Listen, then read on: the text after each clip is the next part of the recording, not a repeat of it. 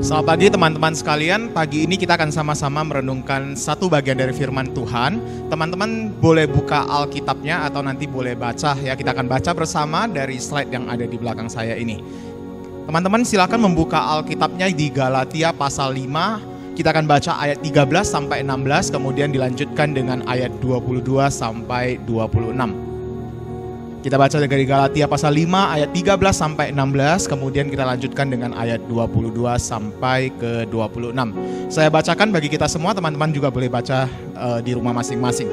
Beginilah firman Tuhan. Saudara-saudara, memang kamu telah dipanggil untuk merdeka, tetapi janganlah kamu mempergunakan kemerdekaan itu sebagai kesempatan untuk kehidupan dalam dosa. Melainkan layanilah seorang akan yang lain oleh kasih. Sebab seluruh hukum Taurat tercakup dalam satu firman ini, yaitu kasihilah sesamamu manusia seperti dirimu sendiri. Tetapi jikalau kamu saling menggigit dan saling menelan, awaslah supaya jangan kamu saling membinasakan. Maksudku ialah hiduplah oleh roh, maka kamu tidak akan menuruti keinginan daging. Kita lanjutkan dengan ayat 22 sampai 26. Tetapi buah roh ialah kasih, sukacita, damai sejahtera, kesabaran, kemurahan, kebaikan, kesetiaan, kelemah lembutan, penguasaan diri. Tidak ada hukum yang menentang hal-hal itu. Barang siapa menjadi milik Kristus, ia telah menyalibkan daging dengan segala hawa nafsu dan keinginannya. Jikalau kita hidup oleh roh, baiklah hidup kita juga dipimpin oleh roh. Dan janganlah kita gila hormat, janganlah kita saling menantang dan saling mendengki. Demikianlah firman Tuhan. Berbahagialah setiap kita yang telah membaca, mendengarkan firman Tuhan, merenungkannya, dan terlebih lagi melakukannya di dalam kehidupan kita sehari-hari. Nah teman-teman sekalian, pasti kalian pernah dengar permen, ataupun orang Medan suka menyebutnya bonbon ya, yang bermerek nano-nano ini.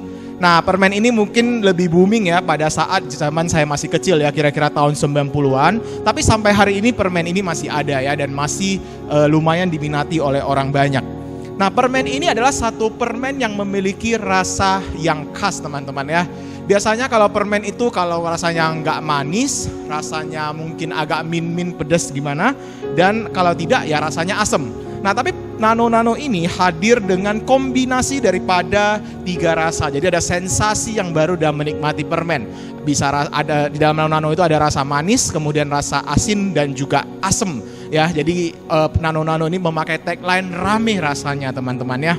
Nah teman-teman, sewaktu saya kecil, nano-nano ini hanya ada dalam satu bentuk ya, dan juga satu rasa yang tadi itu, rasa manis asam asin ya. Hanya ada satu, yaitu yang packagingnya warna putih dengan sedikit warna oranye, sedikit kuning, sedikit merah. Nah tetapi ketika saya mencoba melihat lagi ya, sekarang nano-nano itu udah jadi kayak gimana, saya menemukan bahwa nano-nano itu sekarang sudah ada yang rasanya kulit jeruk ya, rasanya belimbing, nenas, dan asam jawa.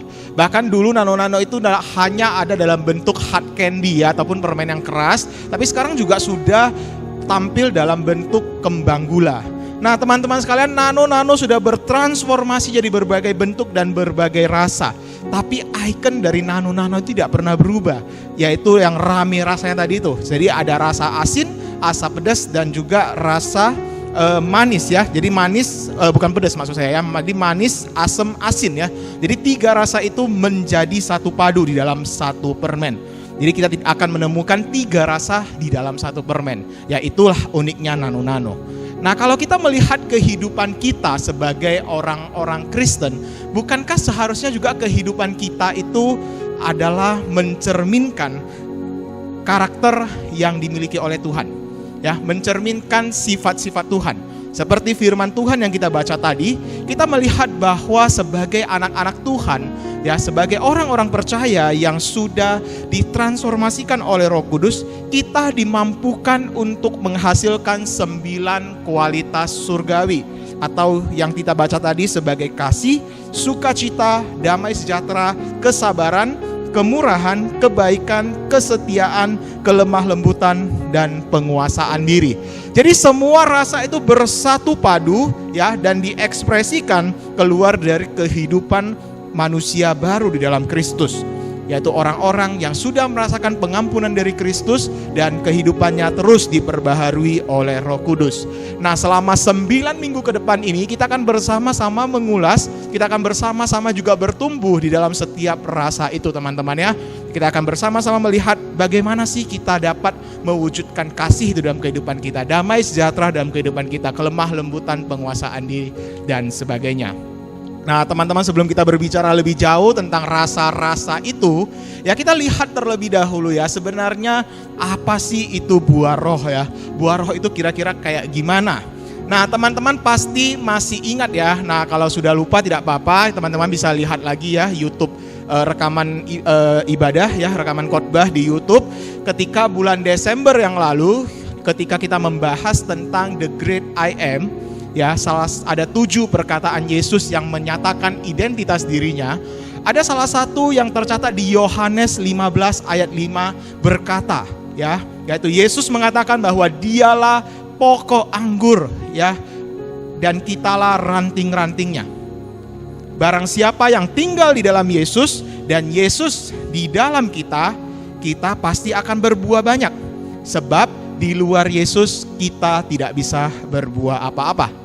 Kira-kira masih ingat ya teman-teman ya, kita pernah membahas perkataan Yesus ketika Yesus mengatakan bahwa dialah pokok anggur itu.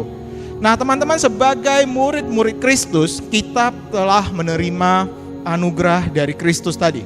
Kita sudah diperdamaikan dengan Allah dan kita sudah memiliki relasi dengan Allah. Inilah yang digambarkan oleh Yohanes ketika dia mengatakan bahwa Kristus adalah pokok anggur dan kitalah ranting-rantingnya. Jadi melalui relasi kita sebagai ranting-ranting dengan sang pokok anggur, dengan relasi yang demikianlah ya, ketika kita selalu terhubung dengan sang pokok anggur, kita baru bisa menghasilkan buah.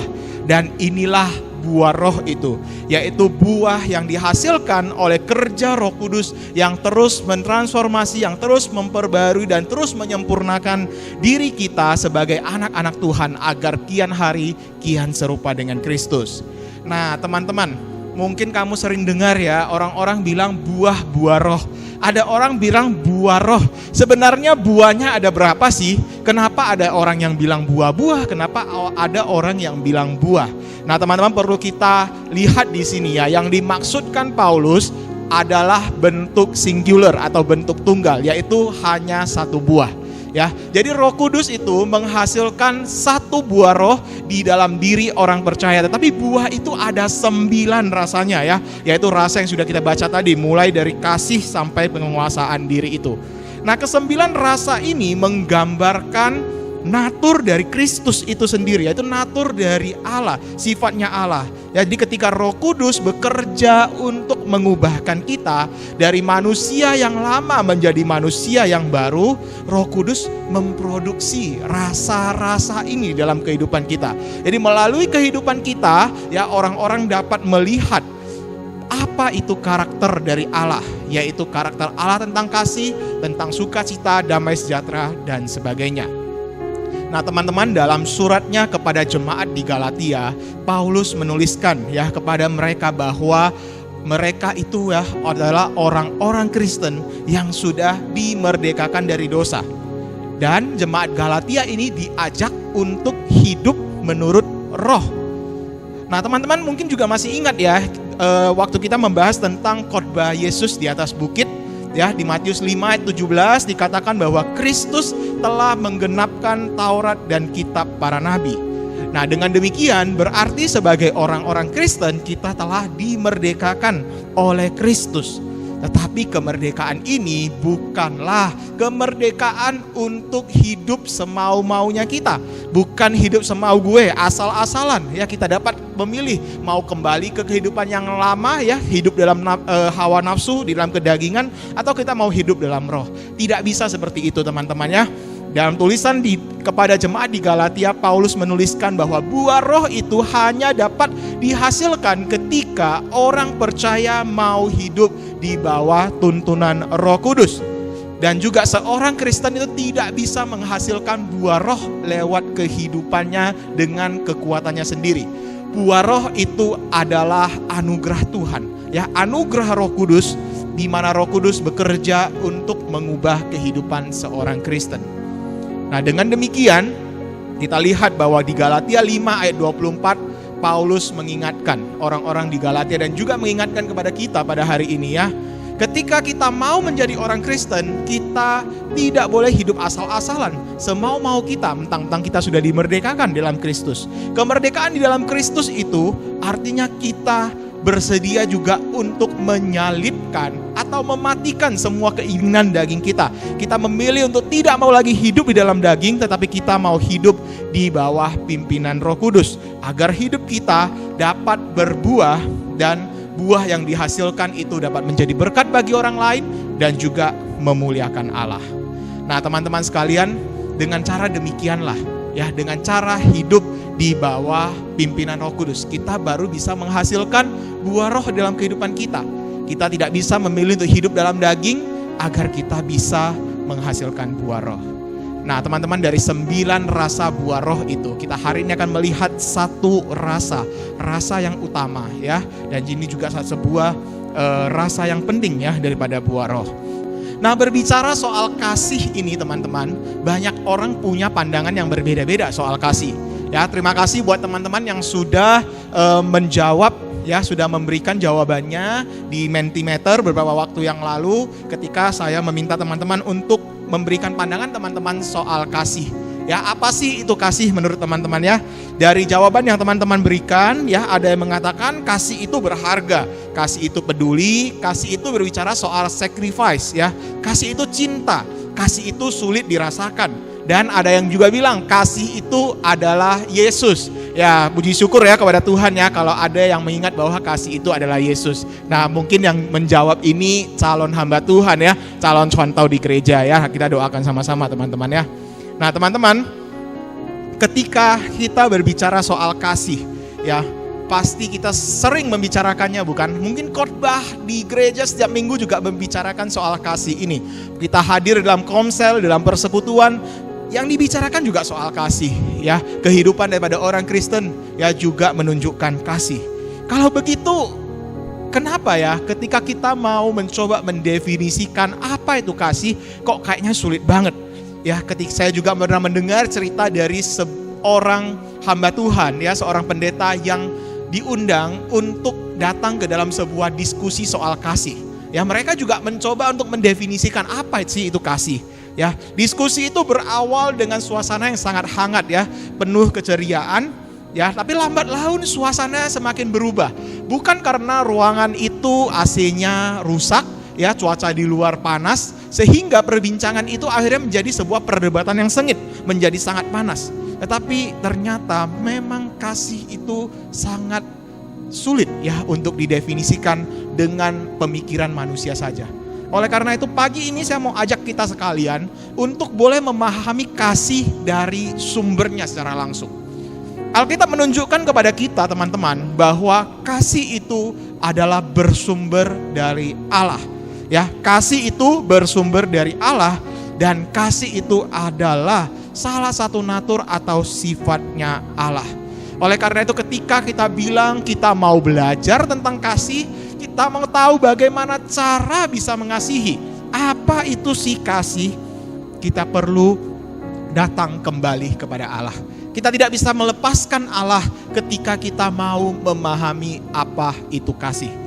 Teman-teman, seluruh halaman di dalam Alkitab, baik dari Kejadian sampai ke Wahyu, seluruhnya adalah berbicara soal kasih. Semuanya mencatat tentang bagaimana tindakan kasih dari Allah di dalam setiap hal yang Allah lakukan. Semua yang dilakukan Allah adalah berlandaskan pada kasih-Nya. Mungkin teman-teman berpikir, ya kalau Allah memberkati umatnya, Allah memelihara umatnya, itu jelas ya, itu adalah kasih Allah. Tapi bagaimana ketika Allah menunjukkan kemarahannya? Bagaimana ketika Allah menunjukkan pendisiplinannya? Bagaimana ketika Allah ya menjalankan hukuman? Apakah ada kasih di semua itu? Teman-teman, saya mengajak kita untuk melihat kepada salib. Salib menjadi bukti nyata bagi kita bahwa di dalam murka Allah, Allah pun menunjukkan kasih-Nya. Dia mengorbankan putranya yang tunggal untuk menanggung kemarahannya atas dosa. Sehingga manusia-manusia yang dikasihinya itu beroleh hidup yang kekal melalui pengorbanan anaknya. Melalui kasih Allah yang merelakan anaknya tergantung di atas kayu salib. Tidak ada pribadi lain di dunia ini yang dapat kita jadikan teladan untuk bisa memahami kasih yang sempurna itu. Tidak ada orang lain, teman-teman. Hanya kepada Yesus Kristuslah kita dapat mengerti bagaimana cara mewujudkan kasih itu. Apa sih definisi kasih itu? Siapa sih pribadi yang telah mengorbankan begitu banyak seluruh yang dia miliki bagi orang lain?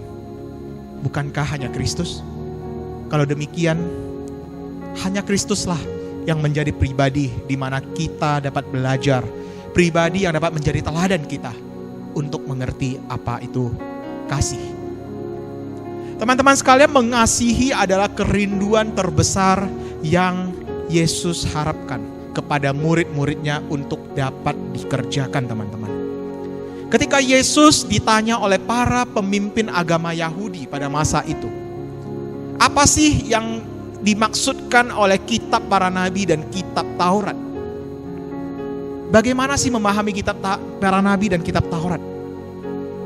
Di Matius 22 ayat 37 sampai 40, kita menemukan Yesus menjawabnya dengan begitu sederhana, dengan begitu singkat, teman-teman, bahwa kitab Taurat dan kitab para nabi seluruhnya adalah berbicara soal hukum kasih. Larangan-larangan, peraturan-peraturan, ketetapan-ketetapan yang diberikan oleh Allah di dalam perjanjian lama yang ada di kitab Taurat dan kitab para nabi itu bukan bertujuan untuk mengekang umat Allah sehingga hidup mereka terkekang, ya, hidup di bawah penjajahan daripada hukum Taurat itu. Tetapi hukum-hukum Allah ini diberikan oleh Allah karena Allah mengasihi umatnya dan Allah rindu bisa berelasi dengan umatnya. Dan bagaimana umatnya juga bisa mengasihi Allah dan juga bisa mengasihi sesamanya. Teman-teman, kalau kita sudah mengetahui bahwa kasih itu bersumber dari Allah, kasih itu adalah sifatnya Allah, dan Allah pun telah menunjukkan bagaimana Ia mengasihi manusia dengan memberikan Yesus Kristus bagi kita. Dan bagaimana juga Roh Kudus terus bekerja di dalam hati orang percaya untuk menghasilkan kasih dalam kehidupan anak-anak Tuhan. Kalau begitu, apa sih peran kita di dalam meresponi semua tindakan Allah itu? Jawabannya adalah menghidupi kasih itu di dalam kehidupan kita. Mengekspresikan kasih dalam kehidupan kita adalah bukti bahwa kita beriman kepada Allah yang mengasihi. Itu adalah bukti bahwa kita tidak hanya mendengarkan firman Tuhan yang berbicara soal kasih, tetapi kita juga menjadi para pelaku-pelaku kasih. Karena kita sudah menerima kasih Allah, kasih yang diberikan Allah kepada dunia ini. Melalui tindakan kita menunjukkan kepada dunia ini bahwa kita memiliki Allah yang mengasihi. Kalau kita mengatakan diri kita adalah murid-murid Kristus, orang-orang yang mau meneladani Kristus di dalam kehidupan kita, bukankah juga seharusnya segala hal dalam kehidupan kita, berbagai tindakan kita juga dilandasi oleh kasih Kristus kepada manusia, kepada dunia ini. Jadi teman-teman, tidak mengherankan bukan kalau kita lihat kenapa Paulus mau menempatkan kasih, ya? Kenapa Paulus menaruh kasih sebagai kualitas yang pertama dari buah roh? Nanti ketika kita sudah mempelajari lagi, ya, 9 minggu ke depan kita melihat rasa daripada buah roh yang lain itu, kita menemukan bahwa kasih memang melandasi rasa-rasa yang lain. Tanpa adanya kasih, kita tidak mungkin berbicara bagaimana sukacita itu ada. Tanpa dilandasi oleh kasih, tidak mungkin ada kelemah lembutan. Tanpa ada kasih, tidak mungkin ada damai sejahtera. Tidak mungkin ada penguasaan diri. Tidak mungkin ada kesabaran. Tidak mungkin ada rasa daripada buah-buah roh yang lain yang terpancar dari kehidupan orang percaya. Oleh karena itu, kasih menjadi amat penting di dalam kehidupan orang percaya. Karena Allah yang mengasihi kita terlebih dahulu. Dan kita adalah orang-orang yang dipanggil Tuhan untuk mewujudkan kasih itu dalam kehidupan kita, teman-teman. Teman-teman, kasih yang dimaksudkan dalam buah roh ini bukanlah sebuah kasih yang ada dalam bentuk konsep teologis saja, tetapi adalah kasih yang seharusnya dari teori menjadi praktek, teman-teman. Tugas kita sebagai murid-murid Kristus adalah menjadikan kata sifat, yaitu kasih ya, yang dalam bentuk kata sifat itu menjadi kata kerja, yaitu mengasihi. Jangan kita memahami buah roh tentang kasih itu, oh ya saya tahu buah roh itu kasih. Ya salah satunya ada rasa kasih di situ. Itu hanya ada dalam pikiran kita, teman-teman.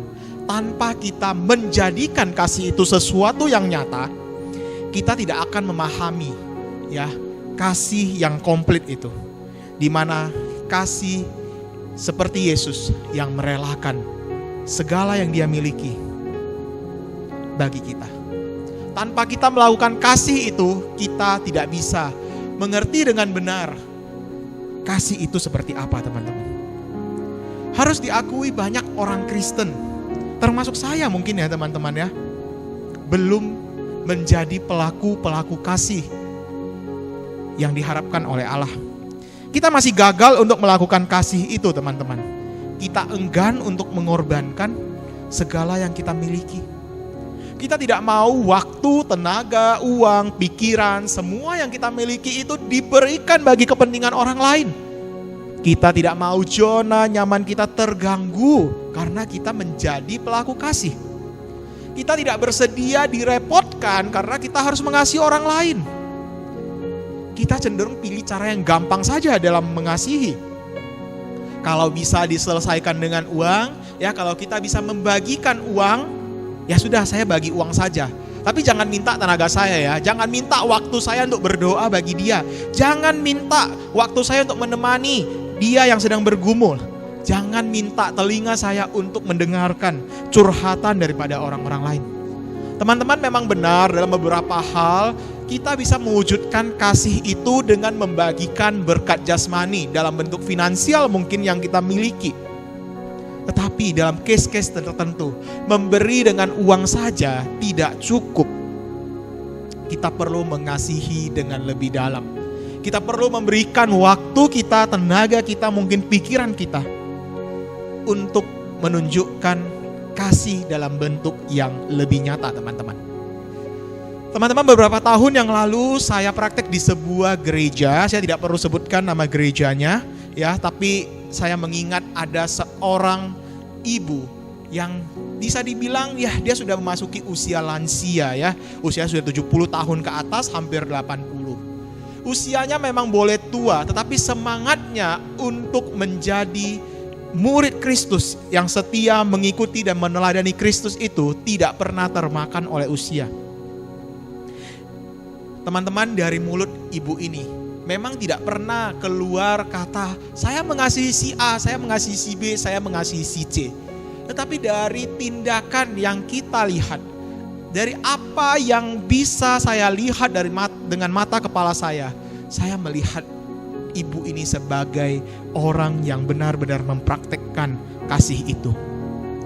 Ya, bersyukur ibu itu punya tubuh yang lebih fit ya dibandingkan teman-temannya, kakinya masih kuat, masih bisa berjalan tanpa perlu ada tongkat ya. Dia bisa menggandeng temannya yang datang ke gereja yang jalannya sudah susah, bisa membawa dia ke tempat duduk. Ya, dia bisa ikut dalam tim perlawatan ya, tim besuk dari komisi lansia ya. Dia bisa ikut besuk dan dia juga sering ya dan bisa dibilang tidak pernah absen menghadiri ibadah penghiburan kalau ada jemaat yang berduka di gereja. Bahkan ibu ini pun adalah seorang yang Kalau mau kita bilang mungkin dia ini bukan datang dari keluarga yang sangat kaya, tetapi ibu ini tidak pernah miss ya, tidak pernah melewatkan kesempatan untuk bisa memberi bagi pekerjaan Tuhan. Dan bahkan ibu ini pun tidak pernah pelit untuk mentraktir teman-temannya. Suatu kali dia pernah meminta tolong saya untuk membelikan dan mempersiapkan makanan bagi komsel teman-temannya. Dan ibu ini pun adalah orang yang senang untuk bisa berbagi. Dia suka masak di rumah dan saya pun adalah salah satu orang yang sering mendapatkan berkat makanan yang dimasak oleh tangannya sendiri. Ibu ini memang sudah tidak ada lagi bersama dengan jemaat di gereja itu. Ibu ini sudah kembali ke surga. Tetapi dari kehidupannya, yang mungkin saya waktu itu juga hanya berkesempatan untuk mengenal dia lebih kurang 2 bulan. Saya melihat sosok seorang murid Kristus yang telah berhasil mengubah teori kasih menjadi praktik mengasihi. Kasih yang diterimanya dari Allah itu terus berbuah di dalam kehidupannya dan menjadi tindakan-tindakan mengasihi yang selalu nyata dalam kehidupannya. Teman-teman, bukankah kita juga adalah orang-orang yang sudah menerima kasih Allah di dalam kehidupan kita? Teman-teman, kita perlu terus membangun relasi dengan Allah ya, agar kasih itu dapat terus melimpahi kehidupan kita. Relasi kita dengan sang sumber kasih itu perlu terus terhubung agar kita tidak terpisah dari kasih Allah, sehingga kita dapat menjadi alat-alat Tuhan untuk membagikan kasih itu kepada dunia. Dan kita perlu terus meminta Roh Kudus untuk menumbuh kembangkan buah roh rasa kasih itu dalam kehidupan kita. Dan terlebih lagi teman-teman, kita juga punya peran untuk menjawab panggilan Allah untuk mengasihi dengan utuh. Jangan jadikan mengasihi itu adalah sebagai sebuah beban, sesuatu yang mungkin merepotkan dalam kehidupan kita. Tapi biarlah lewat kehidupan kita, dunia ini dapat melihat karakter Allah, yaitu Allah adalah kasih. Saudara-saudaraku yang kekasih, marilah kita saling mengasihi, sebab kasih itu berasal dari Allah. Dan setiap orang yang mengasihi lahir dari Allah dan mengenal Allah. Kiranya Tuhan menolong kita untuk menjadi orang-orang yang mengasihi. Teman-teman, saya akan mengajak kita untuk mengakhiri perenungan firman Tuhan ini dengan doa. Saya akan memimpin doa yang dinaikkan oleh John Stott, seorang tokoh Kristen yang berdoa seperti ini setiap harinya. Mari kita tundukkan kepala kita, mari kita bersatu dalam doa. Heavenly Father, I pray that this day I may live in your presence and please you more and more. Lord Jesus, I pray that this day I may take up my cross and follow you. Holy Spirit, I pray that this day you will fill me with yourself and cause your fruit to ripen in my life. Love, joy, peace, patience, kindness, goodness, faithfulness, gentleness, and self-control. Amin. Nah teman-teman sekalian, mengakhiri perenungan firman Tuhan hari ini akan dibagikan 2 buah buku karangan Christopher J. Wright dengan judul Menjadi Serupa Yesus. Ya, jadi bukunya ada 2 sehingga ada kesempatan buat 2 orang teman-teman untuk bisa memenangkan buku ini. Ya teman-teman, kalau tadi mendengarkan perenungan firman Tuhan pasti tahu jawabannya ya. Pertanyaannya adalah mengapa Paulus menempatkan kasih di urutan pertama dari ke-9 rasa buah roh. Gampang kan teman-teman kan? Nah teman-teman silakan menjawab ya dengan cara mengirimkan pesan pribadi WhatsApp kepada Contoh Aini atau boleh direct message ya, DM di Instagramnya Tim GKY Medan. Ya ditunggu sampai hari ini, malam ini pukul 23.59 ya. Jadi 2 orang berhak mendapatkan buku ini dengan jawaban yang paling tepat.